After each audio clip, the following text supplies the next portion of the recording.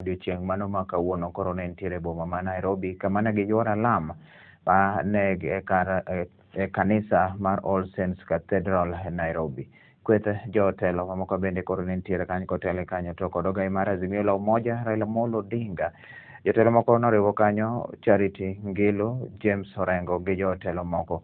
Giwacho ni koro ne giyuoro e kanisa mondo koro giyud alam kaachiel to kod lero ni gigombo neno ni koro Kampeins mekgi kaachiel kod meg joma moko bende otim yor kwe e pacho kae. Gidwaro ni mondo jodolo bende omed dhiro wach ma kamano kendo lemo ne piny mar Kenya e seche ma Kenya koro chomo yiero maduong'.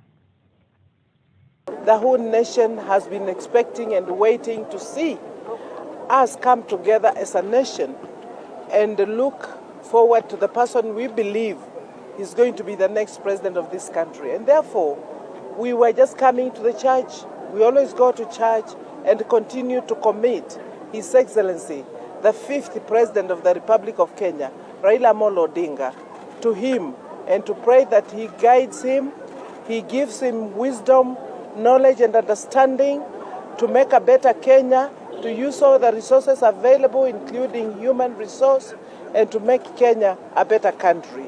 So that's the reason why we thought we were all going to join the faithfuls at All Saints Cathedral this morning and to share fellowship together and share the word of God. Thank you. Your Excellency. Oh, really? I've nothing much more to add. Just as Church has said, we come today here as Christians to come and pray, not just for ourselves, but for this country. We want to ensure that this country remains peaceful. So we are praying to the Lord that our people should remain peaceful, irrespective of our political differences. We should not hate each other.